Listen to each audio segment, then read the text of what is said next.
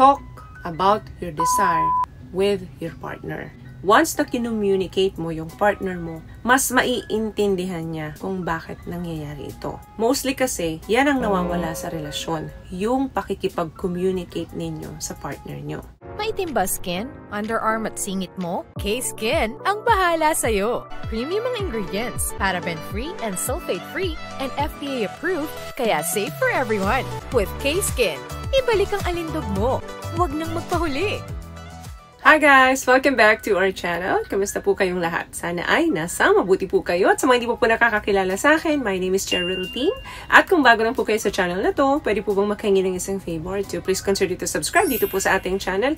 And also, huwag nyo na rin po sanang kalimutan i-like and i-follow ang ating Facebook page official and also ang ating TikTok account, Cheryl Team. Maraming salamat po. And for today's video is another concerned video po. Ang sabi niya is, Ma'am Che, gaano ba kadalas nag-ES ang mag-asawa? Para kasing tamlay na ng sex life namin, mag-asawa. Alam nyo guys, when you are married or kahit nasa long-term relationship kayo, over time, nagsishift talaga yung inyong pagnanasa sa isa't isa. Sa madaling salita, yung S-life ninyo ay hindi na kasing init nung nasa honeymoon stage kayo. Kasi sa couple, merong mga honeymoon phase yan. So, yung tipong ayaw nyo naghihiwalay sa isa't isa, palaging magkayakap. Bago tayo mag-dive into the numbers, kung ilan bang beses dapat naglalabing-labing ng mag-asawa, it's important to note that every libidos, kada individual sa atin ay magkakaiba. Doon sa iba, dinidesire nila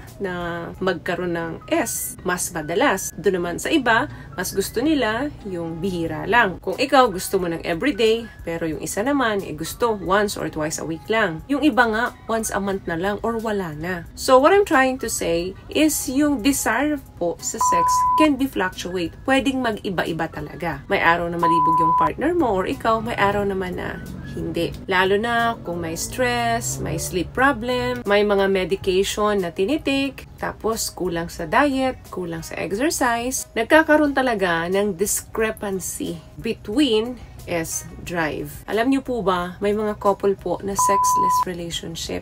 Hindi na nga nila matandaan kung kailan yung huli nilang paglalabing-labing kapag tinanong niyo sila. Kasi talagang hindi nila ito pina-priority. Now, gaano ba dapat kadalas mag-S ang mag-couple? According doon sa mga study na naganap around 2017 up to now, ang average na dapat nakikipag-labing-labing is 56 times sa loob ng isang taon. So, 56 times sa loob ng isang taon, ilang araw ba meron ang isang taon, di ba? 365 days. So, i-compute nyo na lang yan. But that is ideal. So, meaning, kung hindi ganyan, dapat mas marami. Kasi pag bumaba pa dyan, meaning hindi na normal. Ito po ay according sa research ng mga eksperto. Now, kung hindi naman nagmamatch ang mga numbers na to sa inyong mag-asawa, there is no need to worry. As long na satisfied kayo. Pero kung may changes at yung changes na yun ay hindi na kayo masaya, kailangan nyo ng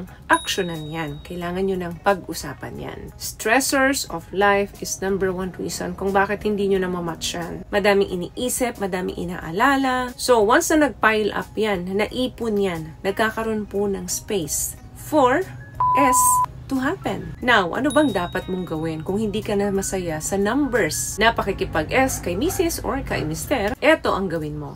What I love about this product, itong No More Dark Secret ng K-Skin, bukod sa may advanced whitening na siya na kung saan pwede niyang matulungan na pumuti yung mga singit-singit mo, moisturizing, meron siyang anti-irritation, antibacterial, maintain healthy pH level. Hindi lang pambabae, meron din po tayong pang-lalaki. Number 1, get honest with your partner. Yan yung first step na dapat mong gawin para magkaroon kayo ng mutual satisfying. Talk about your desire with your partner. Once na kinummunicate mo yung partner mo, mas maiintindihan niya kung bakit nangyayari ito. Mostly kasi, yan ang nawawala sa relasyon, yung pakikipag-communicate ninyo sa partner nyo. Kung kinakailangan yung gumamit ng mga toys, kung kinakailangan nyo ng mas maraming hug, mas maraming kiss, it's a must na kailangan i-open nyo to sa pag-uusap ninyo. Yung ibang couple kasi, wala nang ang S, wala pang lambingan, pati closeness ninyo naapektuhan na. Hindi na ninyo pinaparamdam sa mga partner ninyo na dinidesire nyo sila. So you have to sit down and talk with your partner kung gusto ninyong magkaroon ng changes yung inyong paglalabing-labing. Number 2, huwag mong i-compare yung sarili mo sa iba.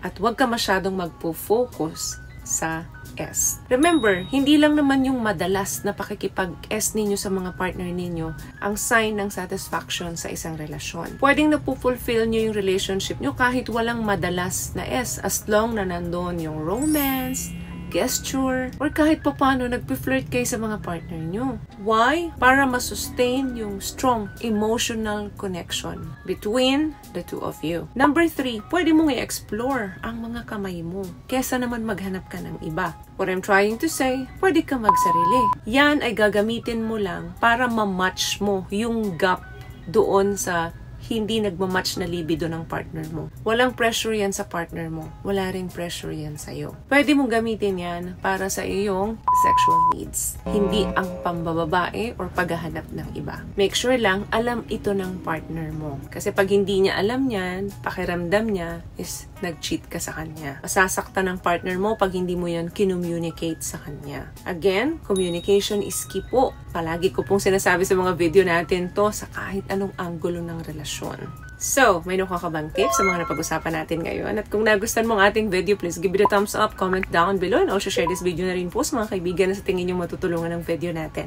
Once again, palagi po kayong mag-iingat at palagi po kayong manalangin. Thank you guys for watching and see you in our next one. Always love yourself and be blessed. Bye!